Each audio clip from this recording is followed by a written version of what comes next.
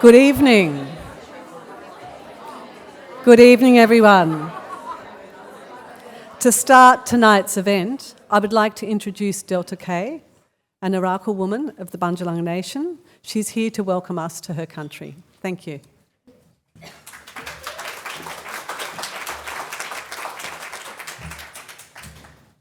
And welcome to Byron Bay. I'm here to welcome you in Byron Bay fashion. So tell me, how many visitors have we here to Byron Bay? Beautiful. My name's Delta K, and I belong here to this country. My people are the Arakwal people, and we belong to the Bundjalung Nation. My people are the carpet snake people, Gubble. The women, our totem, is Wajang, the dolphin. For we believe when we leave this land, our spirit returns to the dolphin. So when you look out in the ocean, say hi to my mother, my auntie, my old people.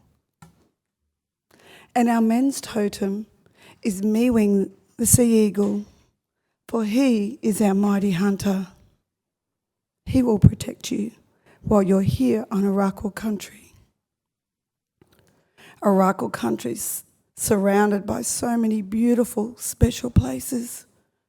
So my visitors, please take time to stop, take your shoes off, let go your hair, and smell, feel our mother country. And I was just about to tell you the word for woman. For woman is Dubai. Have a go, Dubai. And we have a Beagle here, so I'm going to tell him Beagle.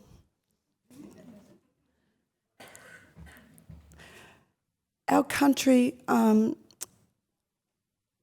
most important part of country that people come here is the lighthouse area that we call Wolgan. And Wolgan means shoulder in our language.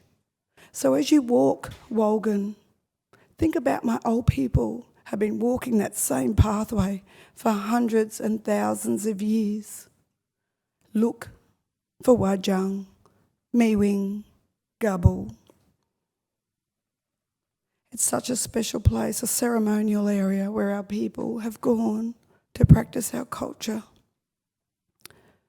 And you'll see the magnificent mountains. The closest mountain at Mullumbimby or Mullumbimby, grandmother's country, is our women's mountain. And further afield, lost in the haze, is that magnificent large mountain that when Captain Cook, when he came and sailed past here, he named that magnificent mountain Mount Warning. Little did he know that it's called Wollumben, our sacred men's mountain. Enjoy our country. Be blessed to be here. On behalf of my people, we want to welcome you. Jingi Wallawita, Arakwal, Pumbalan, Bundjalung, Jagoon, welcome.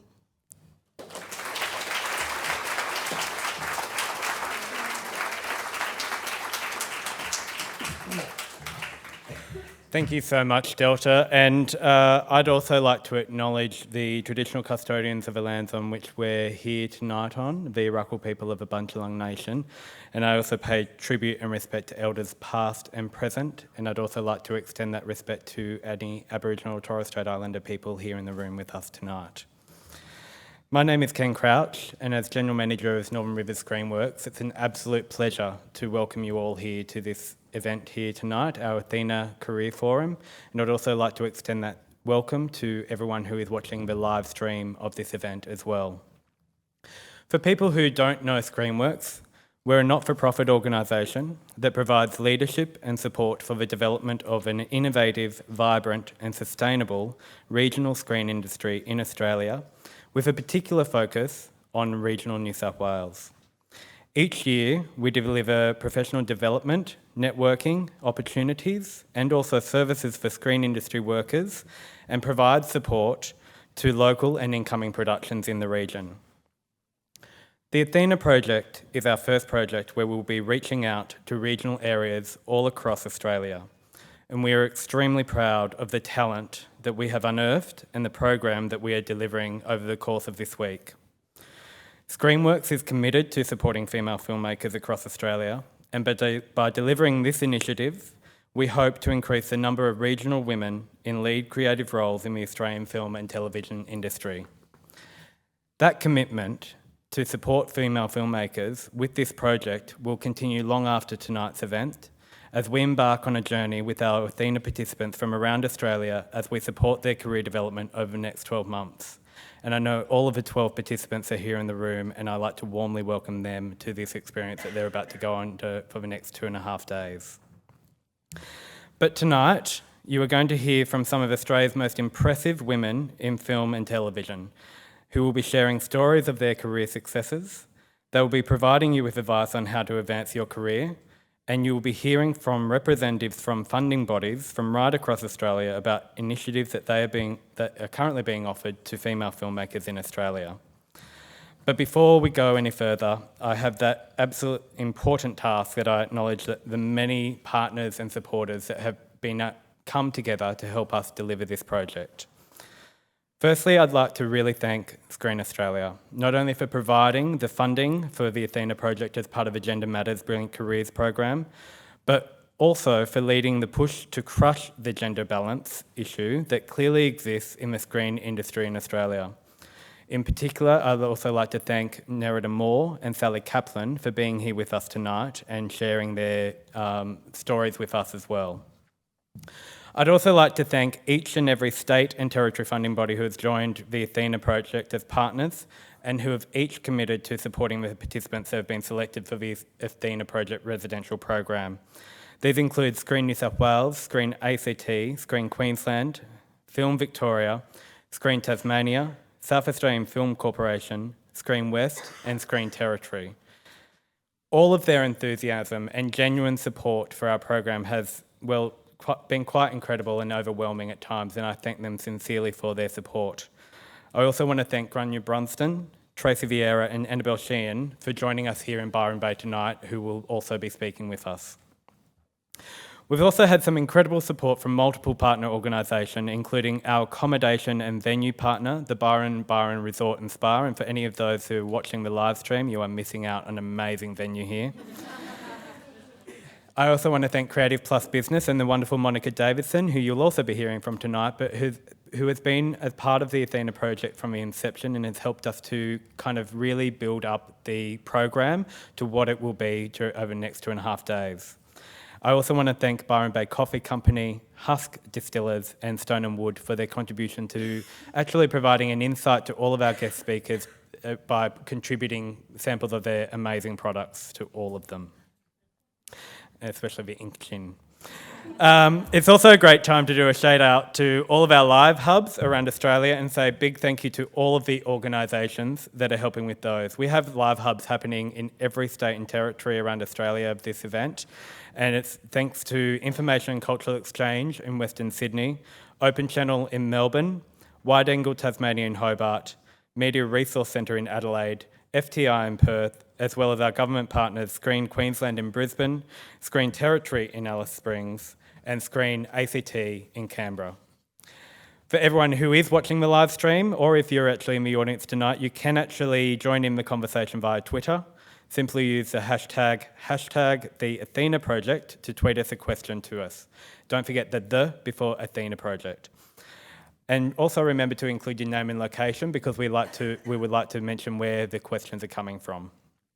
Finally, I want to take a minute to give acknowledgement to our amazing team at Screenworks that's been working extremely hard to deliver this project.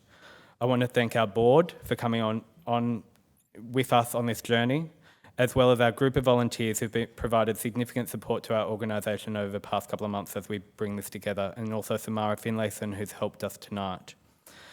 I want to thank our two project coordinators, Louise Hodgson and Melita Firth, both of whom have been an amazing support to us in their office. But finally, a massive thanks and congratulations to Lisa O'Mara, who has managed this project from the funding process to the end, and who I will now hand you back to host for the rest of the evening. Thank you, and I hope you enjoy tonight.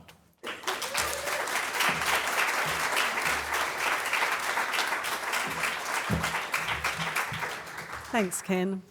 It gives me great pleasure to welcome our special guest speaker. And while I'm the first to admit that this person doesn't need any introduction, it's important to remind ourselves of her achievements. Gillian Armstrong is not only a significant and driving force in the Australian screen industry, but is also one of the driving forces behind the Screen Australia Gender Matters initiative and is committed to supporting women and their careers in the industry. When Gillian directed her first feature film, My Brilliant Career, in 1979, she was the first female Australian director to make a feature film in almost 50 years. My Brilliant Career went on to win numerous awards, including an AFI for Best Director, and was nominated in the Golden Globes and the Academy Awards. Throughout her career, Gillian has stayed committed to not only the Australian screen industry, but also to telling stories that resonate strongly with women. Her feature films and documentaries include Starstruck, Miss Sophel, High Tide, The Last Days of Shay Nu, Little Women, Oscar and Lucinda, Charlotte Gray, Unfolding Florence, Death-Defying Acts, Love, Lust and Lies, and more recently, Women He's Undressed. Her films have been nominated for Academy and Golden Globe Awards and received awards from the Australian Film Institute, the Film Critics Circle of Australia, the Houston Film Festival, the British Critics Association and the British Academy, and many more. We're so pleased to have you here tonight. Please join me in welcoming Gillian Armstrong to the stage.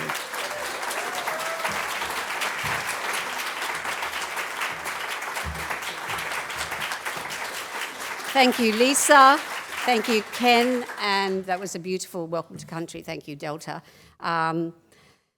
There have been a lot of thank yous, so maybe I'll just make a general one. How wonderful so many of our screen government department representatives are here. Although I have to say it wasn't a hard thing to really accept a little trip to Byron. But I think I could not be more excited about this week and the wonderfully talented women who've come from all over Australia, and we hope we can help. So here I am, and this is meant to be my so-called brilliant career, brilliant advice. So looking back at the good and the bad, also called How Did I Get There? First woman director in 50 years. So what can I tell you? I mean, how can I help you? It's hard for anyone to have a film career, male or female. It's a brutal business. To tell you the truth, I really didn't suffer all that much because of my gender, or was it I didn't let it, that was any sexism, hold me back? Let's try and see, and also knock a few old myths right on the head. So to answer how, why me, back to the beginning. Luck. It's actually meant to be a big no-no. Like, women are not meant to say it was about luck because we're undermining our own talent. But there is some luck, and there's timing, I've got to say, in my so-called big career. I don't know if I can give you that, but surely fate gives us all our fair share, but you've got to watch for it and you've got to grab it. So back to good beginnings. Good start, like a good breakfast. Pat and Raoul. Pat and Raoul, well, that was luck. I can't give them to you, my mum and dad. Pat, the ex-primary teacher who read to us, made us the papier-mâché costumes for my garage productions and loved us. And Raoul, the suburban real estate agent and amateur photographer, who taught us all to print our own photos, and he built my puppet theatre, and he helped cut and frame all our projects and was a driver, runner on my first film. Check the credits on The Roof Needs Mowing. At the end it says R.E. Armstrong. So I thank two parents who brought me up in the, yes, we're talking about the dark days here, the 50s, pre-Germaine Greer and pre the word feminism, to believe that girls could and should do anything, and who supported me and later my risky decision to do something with arts and drama. All my friends became nurses and teachers and secretaries. They've probably done something else by now, but in those days. And out there in the suburbs, we love books, Life magazine, art, photography, and the ABC and Four Corners, watched with the Sunday roast. Not much football, I'm afraid, in our Melbourne house. It took me many years to discover the Swannies. Go Swans. And more luck, my sixth grade teacher, who let us write and perform our own plays, who advised Mum I had some talent to be encouraged in the drama area. So that set me off to 12 years of speech and drama classes with Daphne Powell from the Mitcham Rep, who'd be pleased to see me up here now trying to remember how to speak properly. And she took me to see my first real play at the MTC. Very handy training for a drama director. No, I'm not a frustrated actor. Self-awareness. You need that. No false dreams. I knew I wasn't an actor. I knew I wasn't actor material, and you can tell. I could hear my squeaky voice, see those too thin lips, which are covered up at the minute with huge lipstick. I could see myself pathetic, and I could see talent in others. Maybe that was the beginning of, my talent as a director.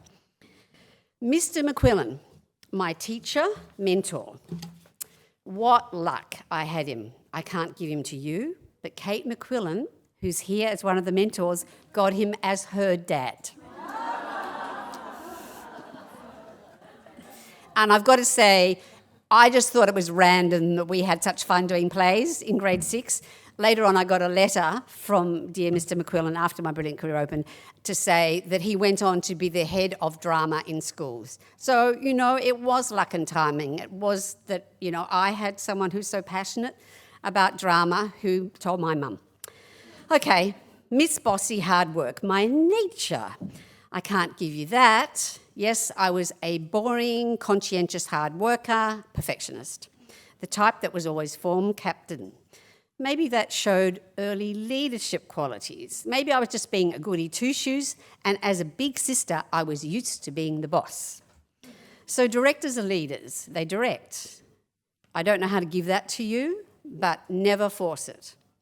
And perfectionism is good to have, but watch those details. It's good to have, to watch details, but just don't go mad and never, ever, ever finish. I have seen that happen. Okay, so the first myth about the woman that makes it, cutthroat ambition. The first woman would be expected to be extra driven, pushy, tough, loud, cutthroat, full of nasty ambition, word for girls, good word for boys. That's why the press wrote, she's a lot smaller than we expected, or the man on location, my first AD, seemed to be doing all the shouting on the megaphone. Yes, please, shouting my orders. No, directors need steel. They need passion and vision. But they can be quiet and they can be steely achievers. Just look at all the nerd directors, Woody Allen. Second myth, directors are inspired by boyhood's dreaming at the movies. Why would I think about being a director? As there were no actual female role models and no Australian films at all in the 1960s. I keep saying this to remind you all how lucky we are that the government did decide to fund the arts and must keep doing it. Just a little thing on the side. My daughter told me not to go off on the rant, so I'll never finish. So yes, what did I see? I saw ABC TV dramas, which were good, and Crawford cop dramas. Not really my thing. But I was dreaming. I was dreaming under the bed, reading books. Myth 3. There are family showbiz contacts. It's all about networking. No, girl from the outer suburbs at a very ordinary secondary school, my art teacher said, films. We'll now have a film. So back to why me. Perhaps it's finding what you love to do and what you're good at. For me, that actually took some time. Art school, 2 film schools, working in crews from script assistant, set dresser, runner, art director, and assistant editor. Oh, and the 5 months waitressing and door knocking to even get into the film industry. 6 or so shorts, 4 or 5 small documentaries, and a 50-minute drama. I'm a slow learner. But I wanted to learn. Plodding onward can be good. It's a slow, detail-based craft. Myth 4, the clever plan. I didn't have a plan. I worked quietly and slowly and later sort of blundered into film via the only course for theatre design in Melbourne at that time, part of Swinburne Art and Film School. And during my 4 years diploma, I finally found my passion, visual storytelling. Advice? Art school was great training for pushing the boundaries, using your imagination and finding your own voice. So that was luck again. And in the 1970s, it was a much more open, liberal environment. Girls mattered, more than at uni. It was at the end of my diploma in film and television, at this very under-resourced first film school in the country, having tried theatre and costume design for a blink and realised I only had 5 ideas, and then tried photography, animation, editing, cinematography, film history and creative writing, I realised that actually I was incompetent at all of them, but my talents sort of came together as a filmmaker. And I could have competent people doing all that rest of that stuff, the technical stuff. So yes, photography, stories and actors and acting, boom, that meant movies. So not ambitious, very naive, but searching, trying and testing and assessing all those areas. That was important. Filmmaking, bringing all those pieces together to affect an audience. Now that was inspiring. That was a challenge, and it still is. And I am still learning every film, every time. And I still keep getting it wrong. So how did I get there? It took another 8 years. Well, David Michaud was writing Animal Kingdom for 7 and Baz Workshop Strictly Ballroom for 4 years or more. Really, finally, it is about making a great film. So how do we do that? Starting with a great short. It takes a lot of practice. It's a craft and an art. And that takes boringly good old perseverance and resilience, falling over, getting up again, and learning from mistakes. And passion. And a little bit of luck. It also takes some talent. And if you're a woman, 10 times over. There was a lot of fuss when the production of My Brilliant Career was announced in 1977. I soon discovered, I never really thought about it until it was pointed out, that I was the first woman to direct a feature film in Australia for 50 years. The wonderful McDonough sisters wrote, starred, directed and produced their own successful films in the 1930s until our industry was taken over by Hollywood and went bust. So, first woman. There was behind-the-scenes chat. Like, will it cut together? Will she collapse out there in the dust? And so on. Translated. A director needs to be physically strong, needs to understand technical, ungirl-like things, like cameras and editing, and not tripping over leads. My very tall, strong friend, Philip Noyce, was directing his first feature that year too, Newsfront. Nobody said the above about him. We were both recent award-winning graduates from the AFTR's inaugural year. There were 10 boys and 2 girls. A first feature is a lot of pressure for anyone, but unlike Phil, I also had the entire pressure of all women in film. I have told this story before, but maybe some of you haven't heard of it, and maybe some of you just, grown up. I just got out of primary school since I last told it. I realised if I stuffed up, it wasn't that Gillian Armstrong couldn't direct, it would be that no women can. Advice? Well, looking back, I think I actually had a natural sense to block all that out without drugs or alcohol and get on with the job. Focus, blank out stress is a good piece of advice, by the way, to all first-time directors and second, because it never gets any easier. So I just did my best, as Mum always said, worked hard, and luckily had a fantastic supportive producer, Margaret Fink, and an amazing team and cast that we found. Yes, there's always a bit of luck, but I think if I hadn't liked Margaret, because I was being offered other features with male producers, And if I hadn't liked the script, I wouldn't have signed up. I mean, it was a huge thing, a big film for a first-time director, and lots of people said that. It was risky. So even if it was an amazing break, I'd say my advice now would be trust your instinct about the team, despite temptations like they have the money. I didn't realise how an unsympathetic producer could destroy you, the creative process and the film, until many years later when I had one. Producers, now that's a key. The unsupportive, overpower-hungry, controlling ones can truly undo you, male or female. That is, male or female director, male or female producer. And Margaret and I really shared the same taste. Myth 5, women don't work as bosses. Woman boss issues? No, and we actually had 3, Margaret Fink, Jane Scott, who's a line producer, and me. They set me up with a top crew who all became teammates, as you do, bumping around in dusty vans on location surveys. Was I nervous? Yes, but not about those 50 or so men. Looking back, the good crew I had, and Dad's education decision. I was very used to working with men. I went to a co-ed school. I had a brother. I was used to blokes up the back farting. It just, it was never a worry. And I knew they needed leadership. I had no trouble, only support. If anything, there was less respect and more trouble from female crew in production and continuity. They were the ones unnerved by a female boss. Perhaps they were used to being the only gals in the village.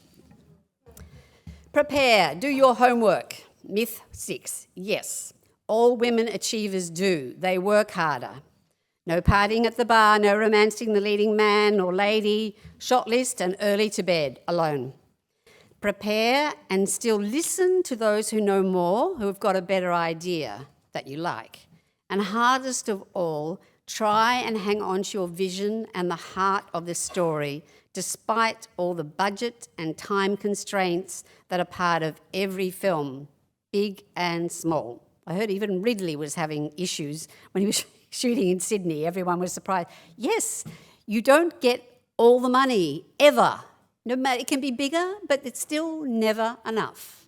Or maybe it's because we're the old perfectionists and we want more. And hardest of all, yes, is doing this and hanging on to your vision and protecting and trusting your actors and keeping open communication, but get what you want. Remember to trust your instincts, but treat people well. That's what gains respect. I've actually got my Oscar and Cinder continuity person here, Victoria. You can now yell out, idiot, bullshit. No need to posture or throw around power, says Jill. I didn't, did I? It's about making the best decisions and sadly, so often the best compromises. And you will be supported by people like Victoria, who will whisper in your ear when you're tired and you're about to give up and say, go on, let's get one more take. So thank you. How lovely to see one of my crew here. Because you never get the right weather or enough time. So together, on my brilliant career, back to that, with my wonderful DP and first AD, we tried to do this creatively when the weather and time and budget seemed to defeat us. And yes, it did cut together. My brilliant editor and I were and have become a team, a long-time team, Nicholas Bowman, and our producer gave us good and constructive feedback. And yes, there were things I stuffed up. Of course, I'm a perfectionist and there are things I can't look at, but mostly we covered it up. Sound, music, whatever. Myth 7. The distributors are men and they think like men. True. There had been some rumblings behind the scenes that this was a risky project commercially because our heroine and our hero did not end up happily together ever after. And that's what women want in the movies, said our male distributors. Yes, there is industry-ingrained sexism. Male distributors and broadcasters deciding what stories appeal to women. Our line of diplomacy, you always need that, was that our heroine has a line, not now, to Harry, so the true romantics could think maybe one day in Paris. They'll see each other across a crowded street. But our brave distributor at Greater Union, David Williams, Kim's father, turned to me at the end of the screening and he said, "You were right, the end works." Not all men in power have to win. He trusted his instincts. Looking back, good old originality. This turned out to be one of the keys to the film's worldwide success. The girl said no. The irony was that My Brilliant Career was actually turned down by then Film Australia, who said audiences were bored by period films, and we said, but ours is different. Now, I always say there's no rules. If it's a good story and if it's original, you're in with a chance. And made well with the right team and passion and belief, but no one ever really knows what will take off big time with audiences. It is finally up to the audience and luck. So timing and luck again, sorry. None of us had any idea that this female-centred film would one day be selected for competition in Cannes or be such a hit worldwide with women and men. But we believed in the story and we fought for it and we fought to make it great with the best of script and cast. So my advice, whatever type of film or TV show, comedy, drama, horror, love, action, you have to be different. You have to be better, and it has to capture people's imaginations. Key tough decisions. Along the way, there were some tough decisions. We brought in a script editor to our writer's concern, and we changed a key member of cast at the last minute. And I think looking back, I would have been too nice and too inexperienced, maybe it is a girl thing wanting to be liked, to have done either without the support of my experienced producers. Looking back, you have to get the cast and the script right. Never compromise. Get help before you shoot. Producer and director have to be on the same page or else it's tears. Show business is tough. People may be upset for a short time. In the end, a failed project helps no one. Be fair, be ethical, but trust your instincts. Never stop making it better. We worked hard to make a good film of this wonderful book written by Miles Franklin in the Outback in 6 weeks at the age of 16. Its success was beyond our wildest dreams. Myth 8. Success breeds success. Yes. Nobody ever after, here or in the USA, cared if I was a woman. Never again did they worry that I might fall over in the dust, the mud, the rain, the ice or snow. And I often did. I'm talking to the physiotherapist about it now. I had made a commercial and artistic hit, everybody's dream.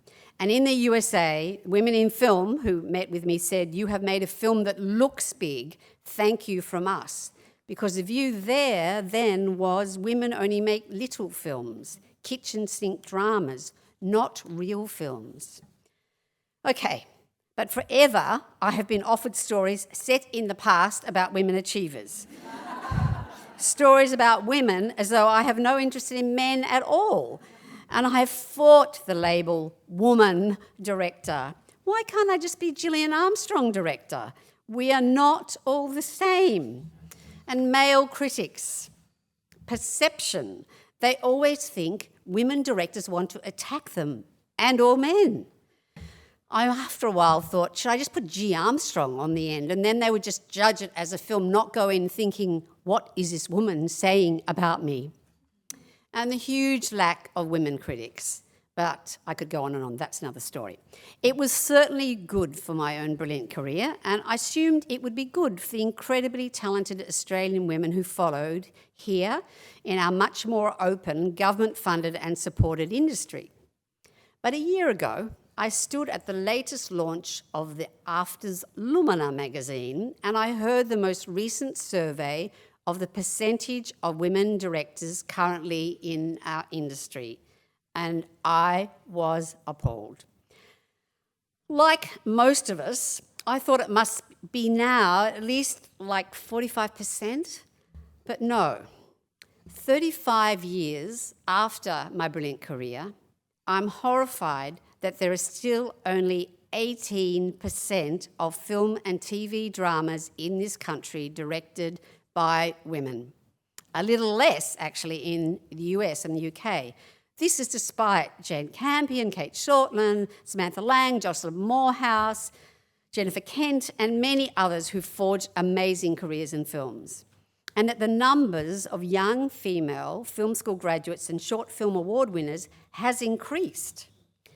And our female TV directors are consistently hitting high ratings and creaming the awards.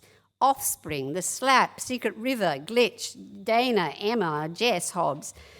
And yet, appallingly, any concept of equality post all these amazing female director role models, 82% of film and TV dramas are directed by men, which is a better way to think about it. 82 are directed by men. Young women now attend film schools in equal numbers. They win short film awards and then they disappear. So why? Where are they?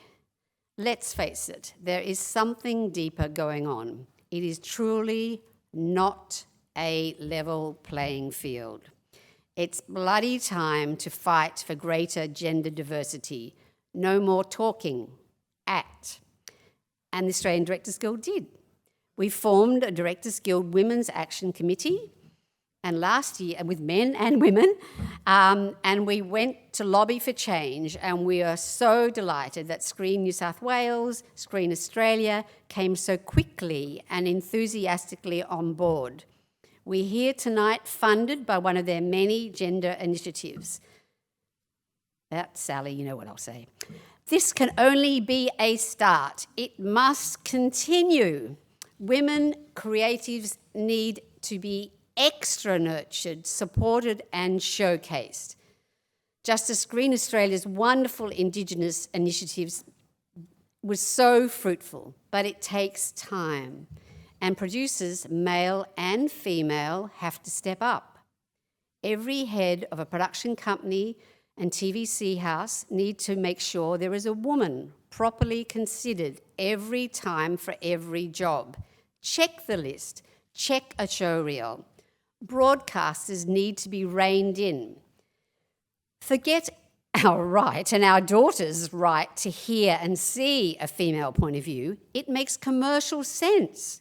We are the greatest audience and market for TV and film and ads. How can we do this? Can you believe that, this is just a little, Jill Armstrong aside that I'm not meant to be doing. Can you believe that everyone merrily accepted that for many years the male head of ABC documentaries was only interested in men's history and war stories? It was actually a battle to get him interested in investing in my award-winning documentary series, Love, Lust and Lies, because he doesn't, as I heard behind the scenes, he doesn't like women's stories. And no one questioned this, and he was there for 8 years? If it's taxpayers, our money, they must be brought to task. Perhaps we need to start a check the talent list movement. Let's call it give a girl a leadership break. But that talent has to be prepared and it has to be ready. Advice? Find out what you are good at and what you love doing. Be tough. Maybe you need a writer. Maybe you're better at documentary or reality, not comedy. I soon realised that there were better writers out there than me. Maybe you are more the ideas person or the initiator, not the director. God, we need good, innovative producers. It's so, so hard. Find your own voice. Be brave. You can't be ordinary. Be unique. Be different. Push imagination and boundaries. Find stories that are close to you. Passion does win through. You learn by making, practice. It's a craft. Today, you can shoot a story, on your phone. You can edit on your Mac. You can distribute it online, on YouTube. It's all ideas and doing. And I'm so sorry we've taken money being here tonight, and my airfare could have funded another short film. So many of the crafts can be learnt online. Watch Erin Sokin's screenwriting class or Steve Zalian on the wonderful scripting of The Night Of. Watch and analyse the world's best cinema and TV without going to film school. Find your team. We all need the support and inspiration of that team. Understand the power of the image and of character, real characters, not the cliche. It's about taste and judgment. How to know what's good and bad. Start watching and learning. The best of world cinema. God, we groan, sometimes we doze off, but 3 years of the world's best cinema screenings in our film history classes at Swinburne every Tuesday morning was actually life-changing. I think drowning yourself in the best finally rubs off. It sharpens your own taste and judgment, and they, as a director, are your 2 key skills. We saw ourselves as filmmakers, not directors. You may say very idealistic. It was about expressing ourselves as visual artists and the power of the story, not about getting to the red carpet in Hollywood and the money. Yeah, we were naive. For me, the big world wake-up, the gender issue, only finally appeared when I left Swinburne and tried to get my first start at the ABC, and some of you might have heard this little story, sorry if you had, but yes, all the boys were applying to ABC camera, sound, floor managers, assistant editors. I get a letter saying, no, sorry about your short film, you should report to the typing pool, that's where women start. That's why, I always get a good reaction, that's why I keep telling that story. My response, yes, was disappointment and, yes, a bit of anger, but more, now looking back, was resolve. I will do it without him. How do you do that in sign language? I never went back to the ABC, except when it was my own work. And I never really learned to type. Probably should have. Getting a job, it's all about your creative work. Mentors, yes. The wonderful Fred Skepsey was one of ours at Swinburne. I was a tea girl on Libido, but I was really too frightened to even get out of the kitchen, except to give people their tea and coffee. I was worried I really might trip over all those cables. But it was good. I could see the crew and the cast respected and adored him. I did get the courage on the last day to ask for further contacts because I was moving to Sydney. And later I got great advice, follow editing, it's more creative. If you're a script assistant, you may never, ever, ever become a director. And after all that waitressing and no hope, the lady at the 729 Club dining room actually gave me the great advice, don't tell them you don't have experience, Jill. So, and I think now, maybe that is a gender issue. Girls are too honest. We're less likely to bullshit. And I practiced the bullshit after that, and I did get a job. Later in the real world, editing and working was a real wake-up call, and I realised that very few ever get the chance to make things that they actually believe in, and I wanted that. And so I've got to say it was just, again, such luck and timing that I'd had that year learning that, and I saw the ad for the first year of the Australian Film and Television School, which was, the most well-funded year they've ever given. And, we got to make 3 films in 1 year, and my film from the Alan Marshall short, 100 a Day, earned me many awards and became my calling card. Networking, the film school helped us. They set up screening for industry groups. Truly, up till then, I knew nobody except the wonderful people at the little place where I was editing. And the positive feedback from the screenings was so uplifting and confidence building. And, directors need that. People forget we're actually incredibly vulnerable. We all think our work is terrible, and writers too. People approach me, and it was the beginnings of a real career. Okay, so I made that stand out short. Did that lead immediately to a feature? No. I knew I had so much more to learn, to shoot, to practice, to make. It was 1973. My brilliant career was my first feature was 1978. So do make sure you are ready. But looking back, I made a 50-minute drama grant after all that, The Singer and Dancer. I took a year off on the dole. I don't know whether I'm allowed to confess that now. I might, be sent to jail. But you do have to make economic sacrifices, and you couldn't do that anymore. They wouldn't let you. But it was a great way. A lot of us were funded in the arts, thanks to the Unemployment Office. And it was that 50-minute drama was the best way forward to a feature, I think. And I've been thinking about it. I really think it should be reintroduced by Screen Australia. It was the best step up to TV or film directing and to TV drama, which really is our new growth industry. Feature dramas are shrinking worldwide. There are low-budget indies or big action cartoon genre films. The more serious dramas and the smart comedies have gone to TV. Brilliant, brave, risk-making stuff. If you're not interested in genre, this should be your focus. Okay, this is now a summary. Key advice, persistence, passion. It does mean economic risks and all easier if you are young and you're not paying off the mortgage. It is obsessive and it is selfish. You need generous and patient partners. And I have to say, I really lucked out big time on that. I don't even want to say how I really basically would not have had a career without finding Mr. John. But I feel sort of so guilty because I feel like I'm just standing up here as a bag of lucky tricks. But I want you all to find a John. I mean, every male director's got a wife. We always used to say you just need a wife. No, John's more than a wife. I'm sorry, he's an award-winning editor. Sorry, Annabelle knows him. You need resilience. And finally, hanging on to self-belief.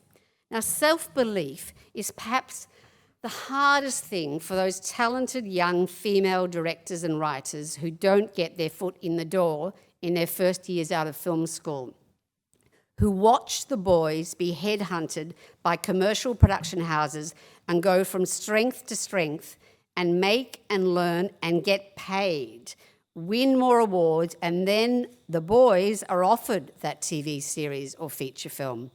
Think of Glendon, think of Garth. So it's hard to sustain self-belief if you're a young woman director who may have won short film awards and you haven't got the money to pay the rent and you're actually applying, as my daughter currently is, to places like Aldi to see if you can be a checkout chick. Our top-heavy male-dominated TVC industry with boyo creatives goes looking for fellow boyos. There's a few boyos up the back, get into it. To do gross-out boyo ads and Tropfest-style gross-out hipster gags with girls in subordinate and negative roles. I ask, are they really working, these ads? Are they selling to us, the other 50% of the population? Let's wake up the advertising industry. There are 92 men directors working for production companies and 8 women. Where are all the female creatives and writers in advertising? The British Film Institute industry survey said sexism is there and unconscious, and it's real and deep. Investment is risky, so they hang on to a belief that a director is a man in a baseball cap. It's an unconscious bias. Let's make this conscious. Let's help the talented girls get more practice, more shorts, make sexy show reels, meet good producers and investors, and yes, think about bringing back the 50-minute indie, brave original dramas like Singer and Dancer without the networks all over them. I did not need or want a man on my set mentoring me. Let's find ways to get many more in the door. This is a serious gap that must be addressed to finally give the girls in baseball caps, I always wore one, a break, so that we can all see and hear that rare thing, an unconscious female bias in our stories. Thank you.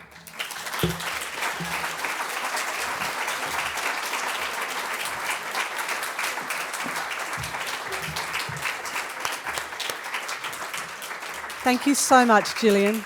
Can I use the word brilliant? That was brilliant. We're very honoured to have you here with us this week supporting our Athena participants and sincerely appreciate your speaking and inspiring us here tonight. Thank you.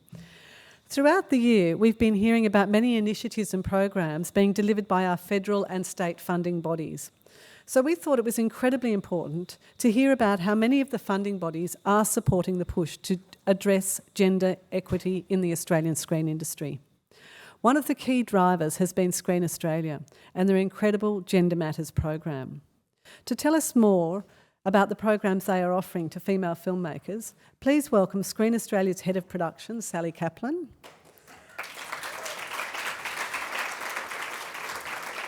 and Senior Development Executive, Nerida Moore.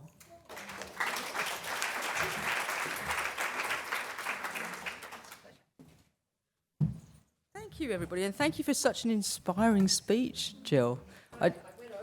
You did. We couldn't stop you, but no, it was fantastic, and I don't think we should stop. And actually, one of the things you said before I get onto the nitty-gritty of what we're doing and what opportunities there are for you all, and particularly regionally, is Jill talked about unconscious bias, which is like my big thing at the moment, and people keep saying, oh, well, it's not so bad, and oh, well, now you've done these initiatives, it's great, and it's like, no, it's got to go on and on and on.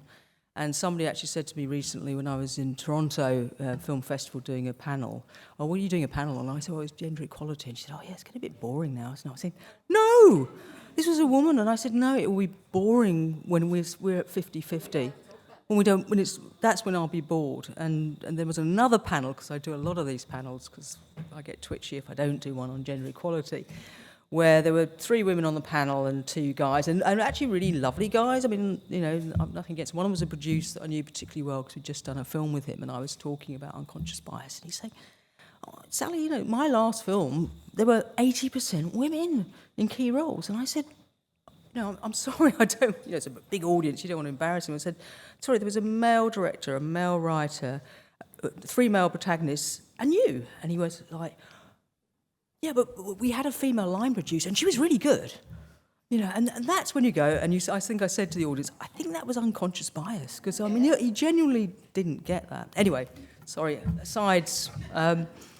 But thank you so much, Jill. That was so inspiring, and I'm sure you'd all agree, and there's so many things there that I'd like to pick up on, but we don't have time. So anyway, okay.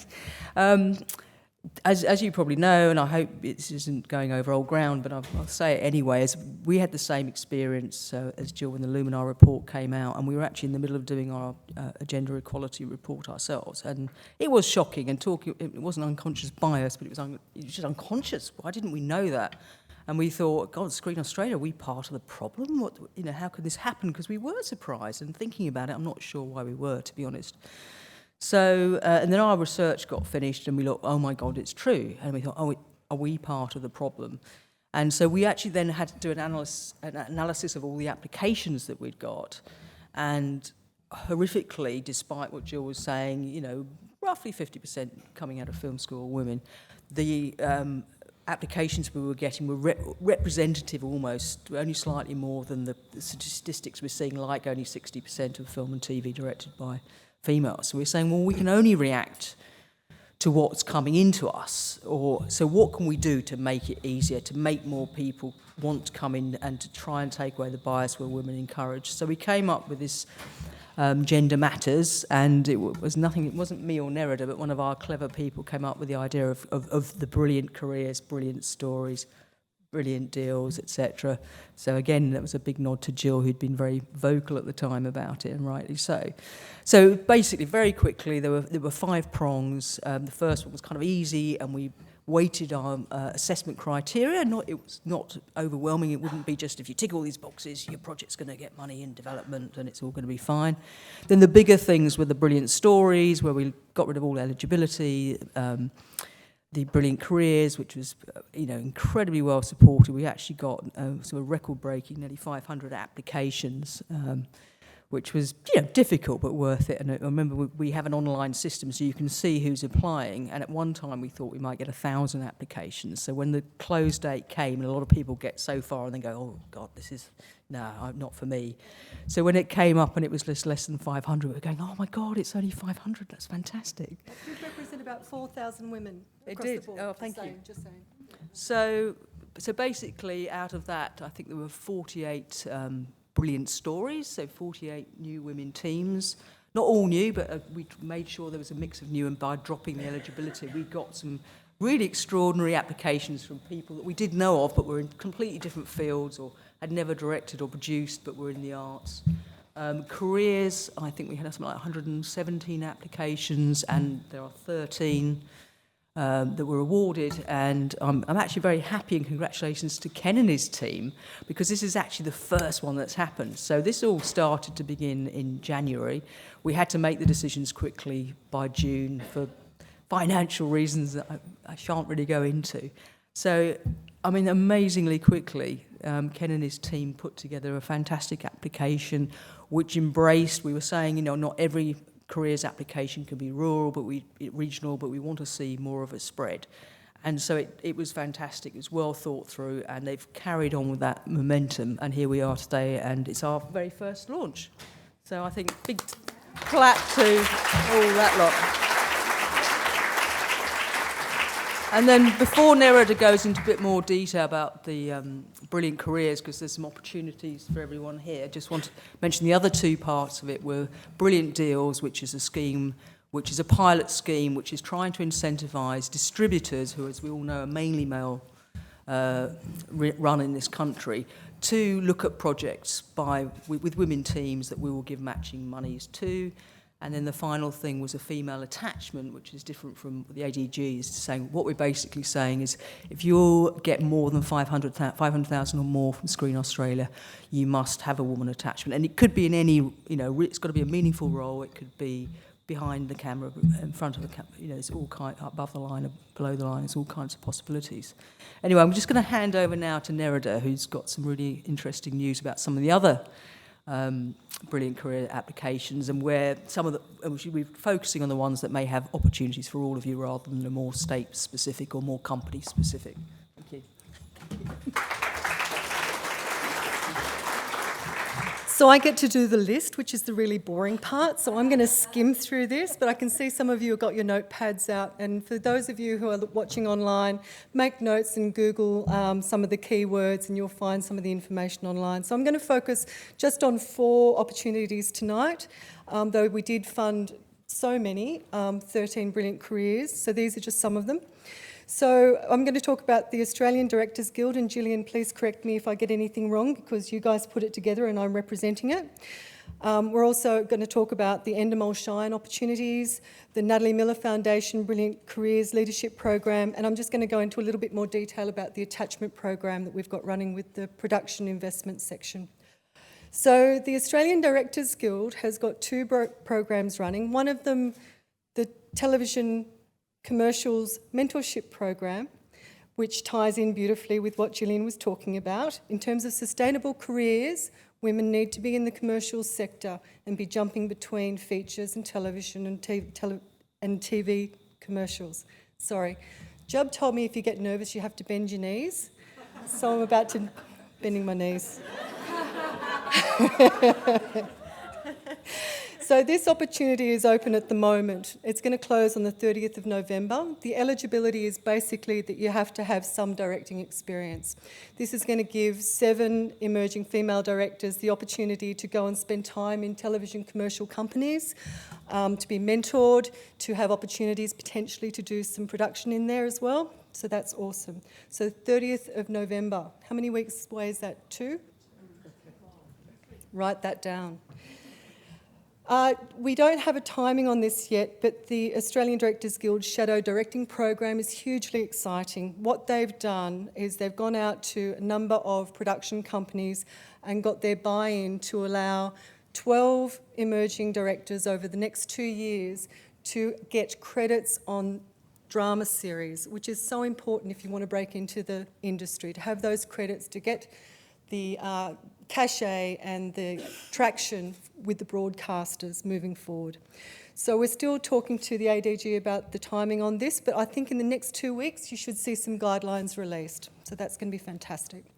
Endemol Shine with Imogen Banks and Alice Bell. What an amazing duo they are. This is also open at the moment. This is an opportunity for 12 new writers from around Australia.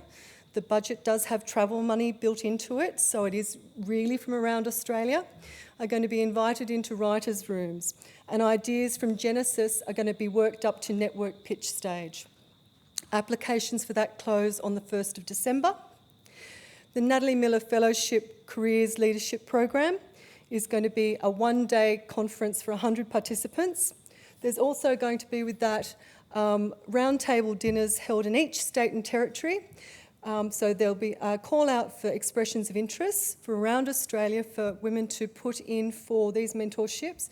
There will be dinners held with mentors where you'll get to know each other in little cohorts of people and little networks we're hoping will form. And then there will be ongoing mentor opportunities after that. Again, we're still working on the timing of that, but watch this space, hopefully in the next month or so.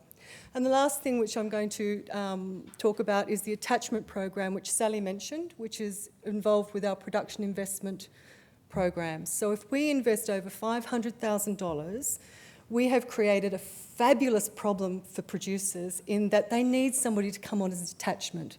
So that is above the line as a writer, producer, director attachment, or below the line with the head of department. So this is an awesome problem that we have created. Sometimes we create bad problems. This is a really good problem that you guys can be the solution for. So if you package yourselves and if you look at who is getting the opportunities and who's getting the funding through the Screen Australia website or through the state websites, you can potentially go and offer yourself as a solution to this problem that we've created. These are paid attachments, so when they come into us and they want production investment, in the budget they have to have a line item where they have a paid attachment up to $20,000. And the way that we modelled it out means that there's also travel money in there potentially as well. So this is an Australia-wide opportunity. So yeah, that's it. Thank you very much.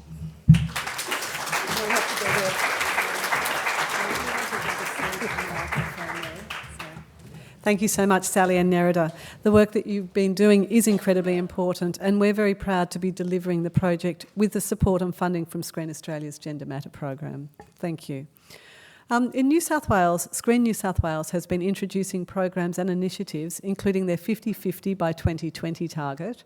And to tell us more about these programs and initiatives, please welcome Screen New South Wales Head of Strategy and Industry Development, Grania Brunson. Thank you, Grania.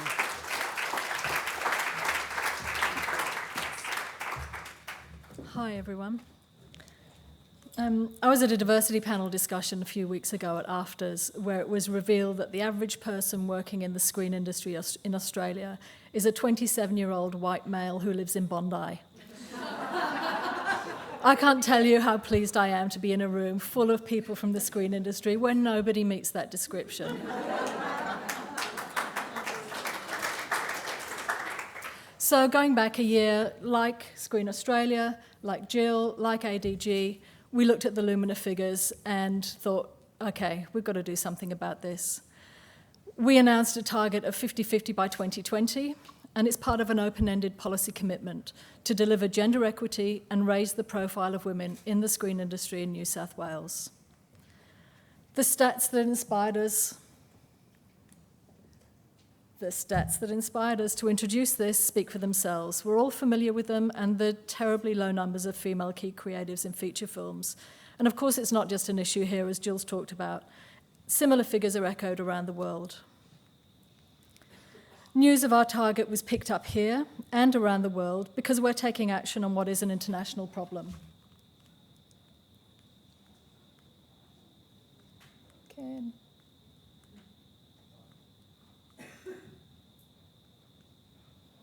No? Okay. Here we go. Also in November 2015, Jungle Boys, the TV production company behind Upper Middle Bogan, No Activity and Here Come the Habibs, and a plethora of TVCs, changed its name to Jungle. The renaming and the rebranding coincided with three initiatives. the promotion of Chloe Ricard to partner and head of film and TV production, a commitment by Jungle to employ at least one female in writing, directing or producing on every project, and the launch of a female creative talent program called Operation Sheena, Sheena, Queen of the Jungle, in collaboration with Screen New South Wales. Sheena saw us partner with Jungle to co-fund a director's attachment on No Activity Season 2, and that director has now gone on to be in their slate of directors who works on their TVCs and other productions as well, and a writer's attachment on Here Come the Habibs Series 2. The Jungle and Screen New South Wales collaboration had ripples out into the very blokey advertising landscape too. Significantly, they're a leading ad agency as well as a TV production company, and the dropping of boys from their title came just days after Leah Bennett was criticised for announcing their lineup of new creative leads with, guess what? No women. Since that time, we've seen a raft of other initiatives and activities from around the country, from all the other screen agencies, establishing their own strategies to address this issue, including Screen Australia's Gender Matters that we've heard about, Gender Agenda from the SAFC, and a range of initiatives from Screen Queensland, and Film Victoria's increase of funding to the Natalie Miller Fellowship. So how has this all been received in New South Wales? Well, the first thing to say is there's been no backlash, not any. The industry has kind of just getting on with it. They've accepted it and they're getting on with it. Our social media accounts have enjoyed huge growth via content around gender, whether it's our own initiatives or tweeting news from international and other Australian initiatives. Gender-based topics receive the greatest reach of our posts on all our social media channels. Our stakeholder base respects and responds to this advocacy work. Several screen businesses and associated organisations have also reached out to us when they want to do a project around gender in the industry. We work with partners to hold industry forums with women who have cracked the celluloid ceiling, and our recent In Conversation with Bruna Papandreou that we did in partnership with Screen Australia sold out in 3 hours. In recent weeks and months, we've stepped up our push for gender equity in the screen sector. We've implemented a requirement that all TV drama series that come into us for production finance must include female key creatives on their team in order to receive development or production finance. That can mean getting the application form in, then calling the producers and saying the money will only be forthcoming when you confirm some female directors on here. Our 2016 Emerging Filmmakers Fund is open to female directors only. And priority is also given to teams which include people from underrepresented groups. And we've had a record number of applications this year to this fund. And our new initiative for emerging filmmakers, announced just 2 weeks ago, who are based in regional New South Wales in partnership with ABC Open, is only open to teams that include female key creatives. I think we all know what these panels look like. We've also announced that Screen New South Wales will not sponsor or fund or support or attend any event or conference that includes all male lineups.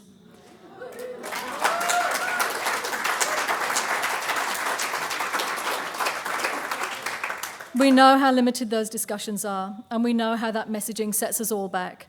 We won't support or enable that kind of sexism and exclusion. Huge opportunities are missed through discussions that exclude the perspective of more than half the population of this country. If there's one thing we've learned through all this work over the past 11 months, creating equity of opportunity for women is about giving them jobs. In this industry, it's through attachments that creatives get experience, gain credits, and step into further opportunities.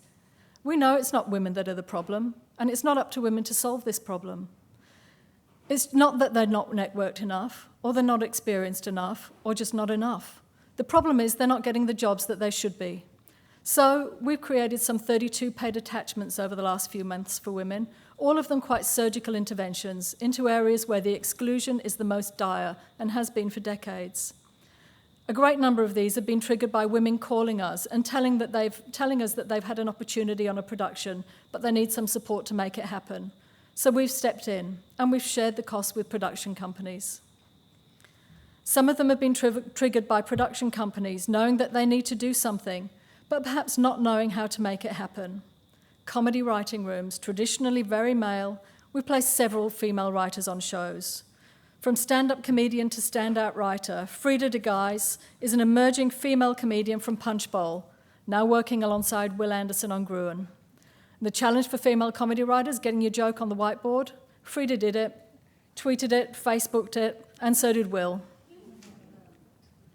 And of course, gender inequity is not just a screen issue, it's a social issue. Out of 190 countries in the Human Development Index, Australia ranks second in terms of overall achievement, measured by education, by health, by income, but it ranks 20th in terms of gender equality. Around the time that we were grappling with all this gender work, we took a call from the Office of Women New South Wales, who had heard about our target and wanted to know if there was a way for us to work together on creating employment opportunities for women in the trades end of the screen business, as this is the year of women in trades. Around the same time, we got a call from Kylie Washington at Matchbox Pictures. She'd been in the audience at the panel we'd hosted at SPA about the gender divide and wondered what she could do in her own patch.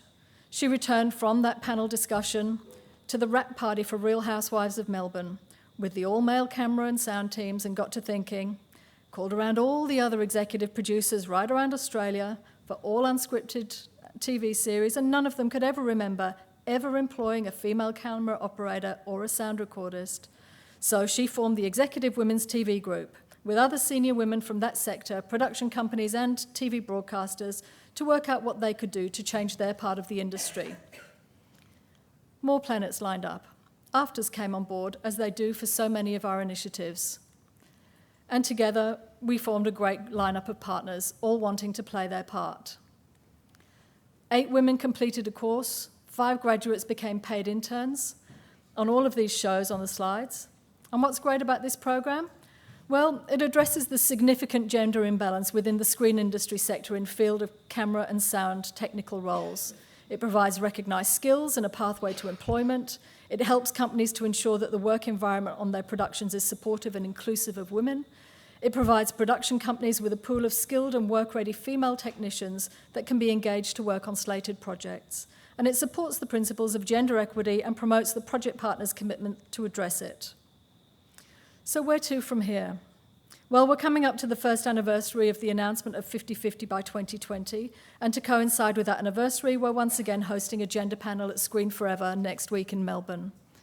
We're committed to raising the profile of people from all underrepresented groups, not just women. We believe that marginalised groups should not have to get in a queue behind women in order to find a voice and get jobs. This includes Aboriginal and Torres Strait Islander peoples, people from culturally and linguistically diverse backgrounds, people with a disability, and LGBTQI people from across New South Wales. Some of our new initiatives and new partners, the Screen New South Wales Annette Kellerman Award is for an Australian woman doing it her way in Hollywood, and the inaugural award was presented last month at the Australians in Film Awards to Rebel Wilson.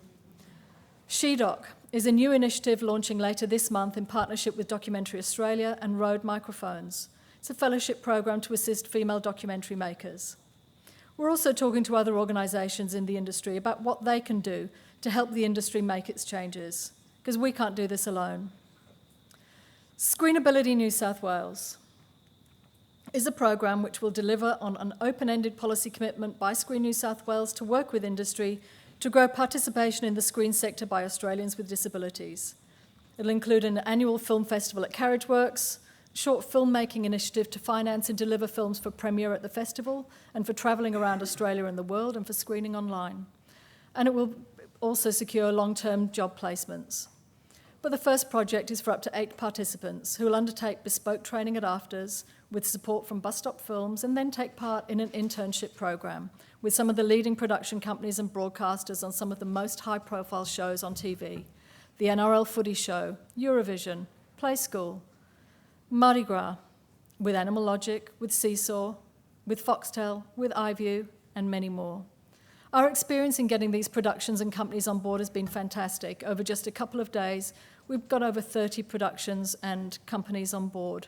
Everybody said yes immediately, in the full knowledge that this experience will offer a paid professional internship for participants, but will in all likelihood change the workplaces that they go into as well.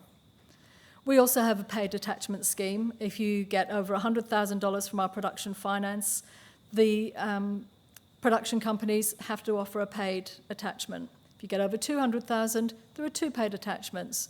We insist that they're 50-50. At least one woman will get a job out of that, and we also have sign-off on the roles. Some of these initiatives may seem like small projects. We don't have extra funding. We don't have great big programs to roll out, but we're changing all our fundamental and all our core programs to reflect this important issue. Little by little, all of us together, we're changing the world. Thank you.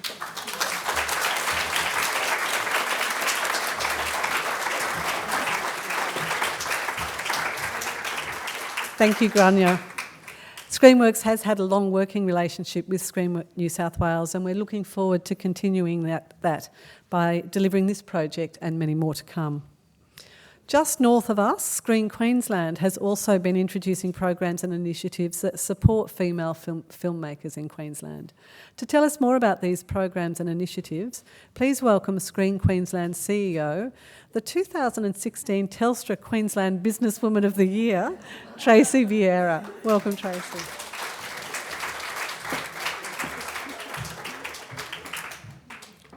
Thank you. And I have to say, often screen agencies are pitted against each other.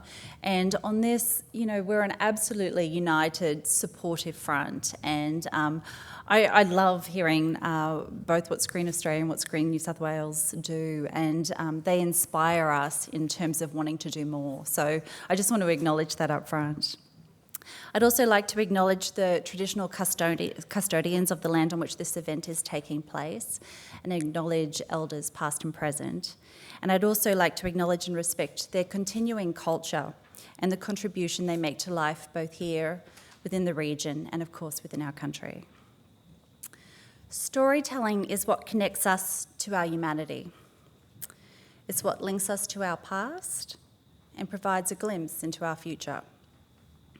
And there's never been a more important time, in my opinion, than now to ensure that our screens tell stories that challenge our thinking, that open our eyes, and that ignite us into collective action to make this world a better place for all of us.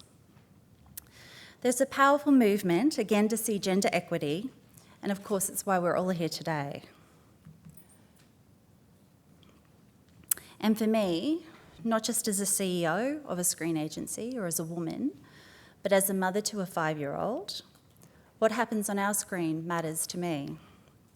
And given that many children engage in screen content from a really early age, let us consider how women and girls are represented on screen. Now, I have some statistics from the Gina Davis Institute, and I want to share them with you. So from 2006 to 2009, not one female character was depicted in a G-rated family film in the field of medical science, as a business leader, in law or politics. In these films, 80.5% of all working characters were male and 19.5% female, which of course is in contrast to the real world. Females are almost 4 times as likely as males to be shown in sexy attire. And furthermore, females are nearly twice as likely to be shown with a tiny waistline. And generally, unrealistic figures on females are much more likely in those productions than on males. Males outnumber females 3 to 1 in family films. And in contrast, females comprise of just over 50% of the population here and in North America. And even more staggering is the fact that this ratio, as seen in family films, is exactly the same as it was in 1946. Now, it isn't enough to present programming to youngsters that's safe and perhaps educational. Not if there are fewer characters who are female than male, and not if those characters are less important and have less important information to share or are stereotyped. With time and repeated exposure, children begin to normalise inequality in storytelling, and then we grow up. And this goes beyond female representation. So let's talk about, really quickly, how Middle Eastern and Muslim people are presented in screen. Let's talk about how people with disabilities are invisible on television and yet are in 18% of our population. And as in a country, I hope we stand up in the next 12 months and ensure that our gay community have the right to marriage. But we don't represent them on our screen as they're represented within our population. South Sudanese Australians, Indigenous Australians, Muslim Australians report high levels of discrimination in our country. And ensuring that diversity on our screen is one of the ways that we can ensure a cohesive society. There's so much data that shows how screen content influences what we do. For example, in the year that The Hunger Games and Brave were released in 2012, the number of girls that took up archery doubled in North America. And there was a direct correlation that was researched and shown and proved the correlation between those two things. So I'm going to share with you how Queensland is going to drive more equitable outcomes for women in the screen industry in our state and our plans going forward. And it's key for us because the vast majority of writers in our country are male. So it's little wonder that they draw on their experiences, their lives, their interests when writing, and hence our content reflects that. And it's why it's really critical that we focus on who is making and writing and developing that content. So following Screen Australia's Gender Matters announcement in November 2015, Screen Queensland launched with an event to bring Queensland's women in screen together to talk about gender matters and understand the needs of Queensland women in screen, from emerging practitioners to more established practitioners. So Screen Queensland and I strongly believe that there are commercial reasons to back female stories and storytellers on screen. And as a screen agency, we have an incredibly important part to play in that process. There are a scarce number of films that are targeting women audiences, and yet there's a large volume of research and evidence that shows that women of all ages spend more time viewing television than men, and women comprise a larger share of the cinema-going audience.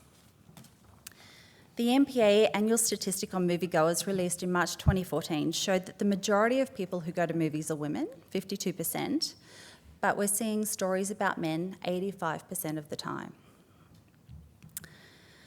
In Gender 2016, we announced our gender parity program to support the targets set through Screen Australia and to address the gender imbalance within the industry. The Screen Queensland's first-year commitment to changing the playing field based on the input from the women in our industry in Queensland is as follows. Oops, this isn't changing, sorry. Sorry, you've missed all of these slides. Okay. So we're having a Women's Filmmaker Showcase to create an online female filmmaking showcase to really promote the work of our female writers, directors and producers. We have a mentor and leadership program to establish mentors and a leadership program designed to pair established filmmakers with early career female screenwriters, directors and producers. We're putting creative attachments on projects and creating opportunities again for women in key creative roles. We're holding an annual incubator to develop and share really the best of expertise with women. I'm going to talk a little bit further about that. And of course, we're going to undertake research and measure outcomes.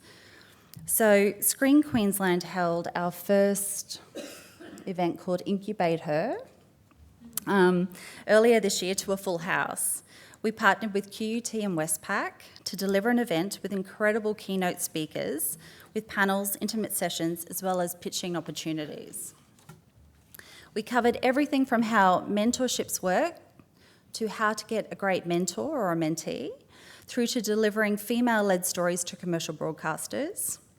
We included some of YouTube's top female creators and YouTube themselves to talk about how to create content for their platform and, more importantly, how to monetize it.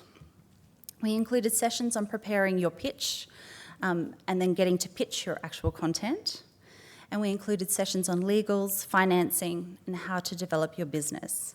And of course, one day of immersion is just a start. It doesn't finish there. So during Incubate Her, we launched a monthly meetup group called Women in Screen and Entertainment, nicknamed WISE. And this group provides an informal setting for women practitioners to meet and actually build their networks. It's now met twice. We've also launched our Creative Attachment Program and are building into our contracting with productions attachment opportunities for female practitioners. We'll be launching a specific project in 2017 that will be for women creatives and result in credits for participants. This is a major project for Screen Queensland, and we've allocated 7 figures for this program. We are making changes with our call-outs to ensure there are specific requirements that will enable us to increase female participation and, as a result, credits. And we're measuring all of our applications and our decisions, and our staff are being trained in unconscious bias. We understand our role in this process and the impact of our decisions. And finally, this is not the end. Gender and also diversity will remain part of our conscious in our decisions now and going forward, and we will continue to seek new ways to ensure meaningful outcomes and continue to build on what we do. Thank you.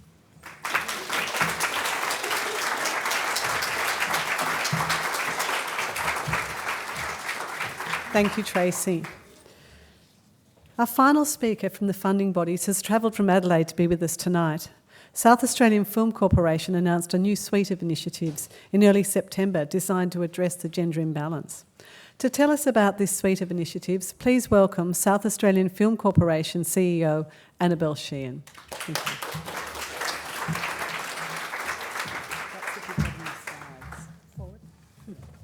Good evening, everybody. I too would like to acknowledge the original custodians of this land. Always was and always will be Aboriginal land. I'm really happy to be here tonight. It's fantastic to be in this room with these women and also to have some men join us tonight as well. So I'll just move to my first slide. South Australian screen women have already had a huge impact on the global screen industry. This year, it's Rose Myers, director of Girl Asleep, and there's a behind the scenes from Girl Asleep. We've had Kate Crozer produce Boys in Trees, which was in Venice and in Toronto, and that's just to name a couple from the year. But the lineup is strong for us with SA producers and alumni such as Bruna Papandreou doing amazing work globally, Helen Leake, Sophie Hyde, director of 52 Tuesdays, Kirsty Stark, Victoria Cox from Wastelander Panda. So South Australia's already had fantastic women doing great things. As we all know about Australian women, we're really fantastic achieving in the face of many challenges. And so it was great to start to see information again rising to the surface regarding the issues that we face and that we're challenged by. We decided at the SAFC to look at our in-house data and explore how we were going in terms of the national average. And as you can see, we're pretty much on track, not dissimilar to the national averages. Hence, it was necessary that we commit to improve the representation of the women in the South Australian screen industry. In every industry, it's a little bit different. The kind of infrastructure we have in South Australia, the kind of ongoing production opportunities that we have in South Australia are completely different to those that exist in New South Wales or Queensland or Victoria. So we are managing a whole different set of issues when we're looking at women in South Australia and how to support them to grow their careers. We launched the Gender Agenda, and a key focus is, of course, leadership and mentor programs. The first program, Placement LA, is actually in operation at the moment. So we have Gina Ashwell, a South Australian producer, is over at the American Film Market with Cassian Elways. Cassian is a producer who produced The Butler, Dallas Buyers Club, a number of other great American films. He's a fantastic executive producer with extraordinary experience in the marketplace. Our decision was to reach out to Cassian and join him with a South Australian woman and to have her experience the American film market with Cassian. And so we think that the important thing for women with more established careers is that they get that opportunity to really make connections and network globally. Next along is Match Me, which is more for emerging women. And the mentorship programs there are to cover all roles. And you will note, those of you at Media Resource Centre, shout out to you watching it there, that the application deadline for that is November 30. And the idea is that you come up with a career plan and perhaps identify a mentor or two that you would like to work with. Perhaps you have already made connection with a mentor. We'll look at your career plan, we'll look at the mentor you've either proposed or connected with already, and we can support you if yours is a successful application, it's one of the successful applications, we'd support you to then build that program over a period of a year. To look into both this Match Me program, it's online under our development section in the website and the what's called Career Accelerator. Placement LA will be run again next year, so there'll be more news on that next year. Our next program coming up in the first half of next year will be Screen Sirens, which will be a workshop regarding the market, and we'll be selecting women and their projects to then work with key people from the marketplace across Australia in order to get their projects market ready. And we think that's one of the key things for South Australian women and filmmakers to ensure that their projects are well connected with the market and that they fully understand the nature of what's needed in the market or how to sell something the market didn't know it needed and needs to move on to know it about. We also have our 50-50 target, which we're applying to all areas of professional and project development. And we're generally not too bad in terms of meeting that target as it is. So we definitely want to maintain it, and I don't even mind if we exceed it. Awesome. I think we've been on the 100% for the blokes for a while, so it's not such a bad thing to have some really strong representation of women.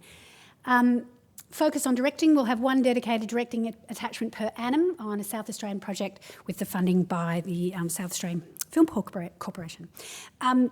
So those are just some of the programs, and we're continuing to think through what's needed to look at the kind of crew roles, because I think filmmakers come through so many different roles. It's not just about writers and directors and producers, but we certainly want to look at all roles and to ensure that women will improve their opportunities for careers in the screen industry. I was happy to hear Grania mention the report that the AFTRS is focused on in their inclusive pathways work that they've been doing. It's actually based on a PwC 2016 Media Outlook report, which is really worth looking up, because I was quite surprised to see some of the reporting there. They actually say a lack of diversity in Australia's media and entertainment sector is dragging the industry's growth down. So to finally have it recognised that if you do not draw from the diversity that is the Australian population, your industry will lag behind and will wallow in its stasis. The notion, as Grania pointed out, that the 27 white and male was turned into male, pale and stale. Not to say that...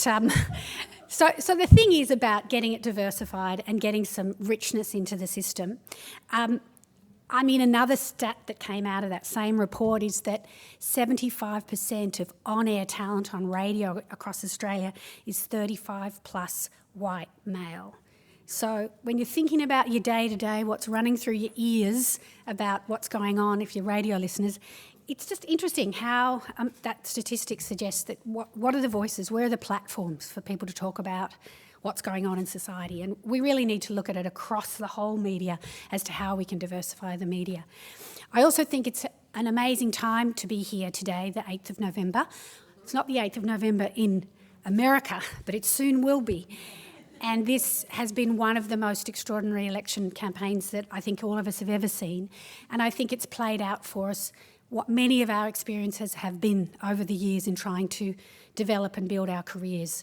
And we've seen many negatives to that campaign, but the misogyny has been one of the most extreme aspects of it. And to see such competence set up in the way it has had to deal with so much criticism, it's been such an amazing thing and quite exhausting, I think, for us all observing it and watching it minute by minute. So it will be really interesting tomorrow, and I hope we're on the cusp of extraordinary change. Thank you.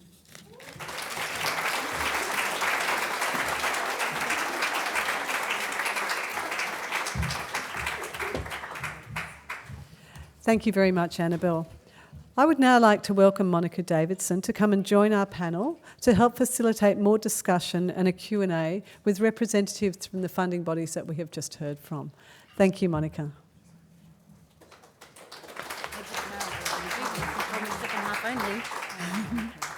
Hi everybody, how are you? Thank you everyone for joining us today. So I thought I'd start by finding out if there are any questions from the audience for any of our panel members about their incredible funding initiatives. No? Oh wait, okay, great. I'm sorry, I don't know your name, so you just have to yell out. Oh no, Ken's running over with a microphone. How wonderful. Hello everyone, my name's Emily, I'm a uni student at SEU. Oh, sorry. I heard in one of them, I think it may have been yours, about the funding for online creatives on YouTube. Can you tell us more about that? Sure. So we partnered with YouTube to look at how we could build careers in partnership with YouTube. We're quite passionate at Screen Queensland about storytelling across all different types of screens. So with YouTube, the way that we worked was we've run a number of sessions, creator sessions, bringing the best creators together with people in the state to really learn from them about how they've created their channel and built their subscribers and so on. But we also have had an initiative where our our creators could create content and pitch it essentially to existing creators from the state who have bigger audiences. So just as an example, we have a whole range of stuff, from stuff that's more narrative driven to stuff that's kids cooking in their kitchen and so on. And it was about creating new pieces of content where there was a ready-made audience, integrating the characters from those existing YouTube channels. So essentially enabling a new creator to have access into through these already existing, YouTube stars. So that's the first thing that we've done in terms of working with YouTube and fully funding some of those to actually go into series. We've also worked with YouTube on, essentially sort of the masterclass of how to build your content. And in fact, what we did with Incubator was really walk through all of the things you need to do to actually have a successful YouTube channel and drive people to your content. Thanks very much for that. We have another question, I think there was just here in the few rows ahead. Yes, hi. Oh, yep, hi. Thank you. I've just been really amazed at how quickly these programs have come about. So I firstly wanted to say thank you and congratulations, but what enabled this policy change to happen so quickly? You only were talking about getting these stats last year and suddenly these extraordinary programs are here. Sally, that's probably a Screen Australia question since you were the first. I think it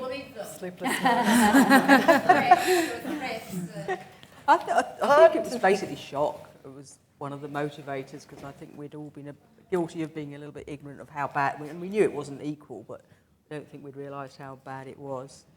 And so we just said, right, we just got to do something now. And I think more importantly, we've got to keep on doing it because it's not enough to say, well, we've done our initiatives and here's your money, off you go. And I think we've got to keep going and support people. The money may run out, but still support in other ways and keep talking about it. But the data too is really revealing. I think when you did that sort of process of looking at the numbers and then sharing that, it actually really instigated us all into... All a bit shocked. And it made, I know us as a screen agency, we certainly went and looked at our numbers. And again, both in terms of what are we funding, but also what are the applications coming in. And then what happens, if you're looking at who is in the film schools in your area, and for us as a state, we have, and I assume the other states too, have a lot of universities and technical colleges and what have you that are doing, screen courses or film courses, and they're going in pretty equal, but things are changing as they're going through those courses, coming out of those courses, and then certainly in terms of applying for funding. And so there's a lot of things to unlock there, and I don't know that we'll get them all in the first 12 months. I think it's going to be a longer process than that, but I think the data that Screen Australia did really sort of drove, I think, all of us to make change and make it happen fast. And can I also add with that sheer fear and passion and lots of sleepless nights. So when you're told from on high, get something done, do it now, and if you've got Gillian Armstrong sitting across a desk from you saying, what are you doing? You get it done really quickly. It took us 7 months to do what we did, and I'm incredibly proud. I'm proud of everybody, but I'm incredibly proud of the team that did at Screen Australia for what we pulled off. And it's going to keep going, Gillian. This is just the start. So can I just add something? Just for us as well, we saw the figures come out. We were inspired also by ADG and Kingston and the group that Jill was in as well, and asking, so what are you going to do about it? And how do you say nothing? We're a group of a lot of strong women in our agency, and we all have opinions, and you can't say no.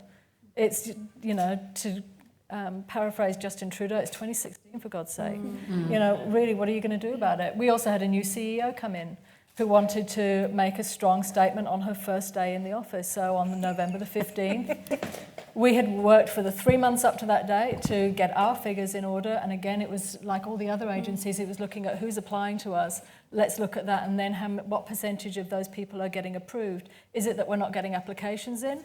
Or have our assessors got unconscious bias, and are we just marginalising women's voices? And it was about the applications. We weren't getting enough applications. We were getting applications with women involved, but they weren't in the key creative roles. And we don't have lots of money. We knew that we didn't have any additional funds to roll out new initiatives, so it was about changing, a culture change for us, and it was a culture change in how we work and what we do, and a massive culture change for the industry.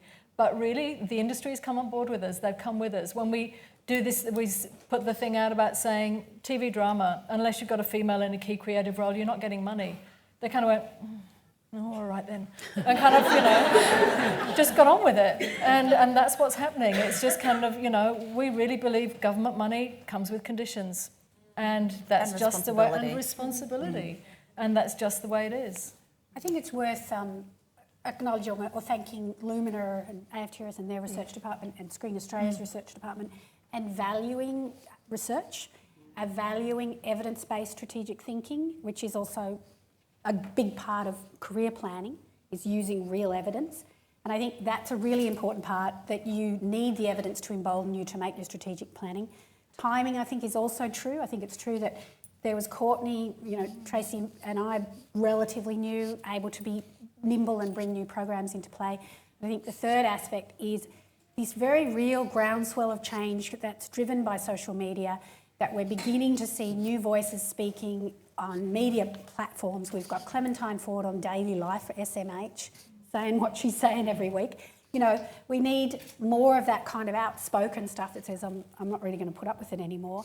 And I think that emboldens us all to act as well. Can I say, I think it's broader than Australia too, because in many ways the Sony hack and the hacking of those emails revealed a lot of stuff in terms of pay inequity with actors, some of the biggest actors in the world, where you've got an equal female and male who are superstars, and the pay inequity between those two roles was revealed in that process. And that really started a big discussion, I think, in the heart of the screen industry, which is Hollywood. And I think all of those things happening at once, the pushback on the red carpet with actors saying, ask better questions. And I think that momentum is something that we can't, deny. And having that research and data, and having this sort of, I guess it really is a global movement. And it's amazing that it's taken to this time for it to happen, since it, last happened in the 70s. How come there's been such a big gap for it to happen again, and not anything changed in the meantime? And so, I think this is bigger than Australia, but it's really good that we've embraced it. And I think now that things are being called out more. Yes. Yeah. Yes. We've got just time for 2 more questions, because we're trying to get back on track for time. So there's one at the back, but there's one lady just here with a microphone. Yeah. Sorry, I feel bad because there's only 2 questions left, and maybe mine's not that important. Bring it on. I mean, I'm a local filmmaker, and I was really impressed with Screen New South Wales' commitment to gender equality. And I saw flash up on the screen She-Docs, and I just wondered if you could tell me a little bit more about that program. Okay, so that's a new initiative that will launch later this month, and it's with Documentary Australia Foundation, who are doing good pitch today.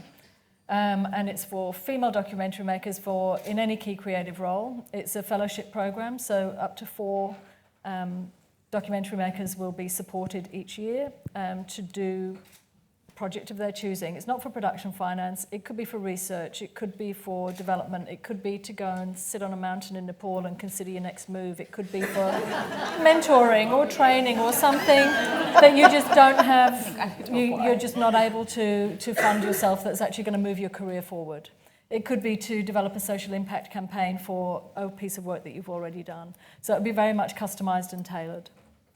Thanks for that. We'll just have our final question at the back. Thank you. Yeah, hi, my name's Susie, Susie Forster, and I'm a producer in this area, emerging.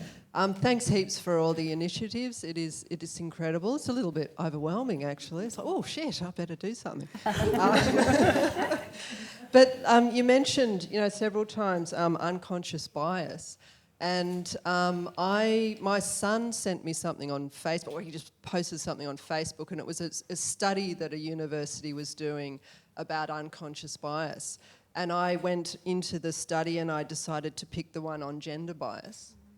And I was horrified to find out I'm completely gender biased towards men being scientists and doctors and probably directors, And it was really shocking. Now, one of you mentioned retraining in unconscious bias, and I'd be really interested to know what that involves and how can we retrain ourselves? Yes. So we're doing some training with unconscious bias. So there's a couple of things. There is some really good stuff out there already. Google runs a particularly good program, and a lot of that's online.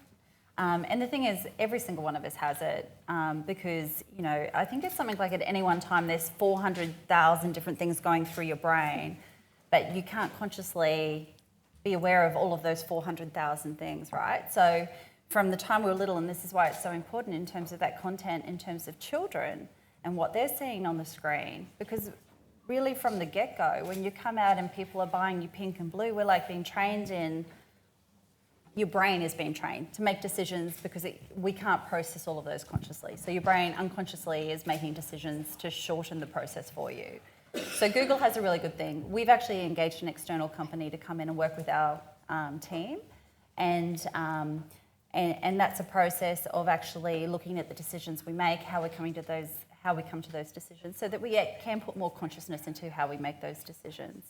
There's a lot of great information out there online, and I think really it's important for all of us to actually have a look at that, because every single one of us, whether we want to admit it or not, has bias. We're starting on a similar process where we're doing studied in the Harvard. You can do an online. Harvard does an online unconscious bias test, just to be aware of it in the same way that you've done it, so that to know what we're all kind of bringing to the table when we start talking about work or about decision making and that kind of thing as well. Thanks very much. I told you a small fib. We do have one question from the Twitterverse, which is for Screen Australia. It's very exciting, technological. Will there ever be a time where Screen Australia production funding will be legislated at director gender 50-50? No, Thank you, Twitter, for being so contentious. It's a very interesting question. No, I don't think it will, because I think what we're trying to put in process is a system whereby organically we'll get to the stage where it will be 50-50. Now, in an ideal world, you'd like to say, well, just quotas. I know a lot of people do believe in quotas. It's not necessarily Screen Australia's point of view. I don't think it's particularly helpful when you see the limited number of applications we get from women. If we said, look, let's make it 50-50, it's going to be 50-50. If you're not getting the applications in, if you're not getting the training in, you're not getting the confidence going throughout the female creatives, perhaps, and I'm just saying perhaps it's a question, are we setting up women to fail? So we go, that's one of the analogies I use, and it just reminds me of what you were saying today, is we actually had a female pilot today on our plane from Sydney, and she said, oh, this is your captain. And I did go, sorry? oh yeah, of course. And you have to really, every time you do that, kick yourself and say, that's so wrong. But I do think that the analogy is, you wouldn't say, oh God, we've hardly got any female pilots. Let's just take all these women because they're really interested in being a pilot, off you go. You've got to get to the stage where they can fly the plane, or they're going to crash the plane, everybody's going to go, see, women are no good. We always knew they couldn't really direct. So I do think, and it's a slightly personal view, and I think within the agency, maybe Nerida, you speak to, there's some different views, but I think what we've got to really focus on is getting women's opportunities. They are as good as men. They've got to believe that, and they've got to be given the pathways to achieve that, rather than just saying, here's the money, I hope it's going to be okay. I don't know, that's a bit of a personal view, but... And the undergirding of what we put in place was that we're after systemic change all the way through, so that the money that's been put in, we'll continue to put money into the area. We've changed our criteria. We're constantly thinking about it, but we have to get systemic change because we need it to be ongoing. We need to, drop the pebble in the water, and it will keep rolling out until it's a tidal wave. So that's what we're trying to do: systemic change from the bottom up, from the side.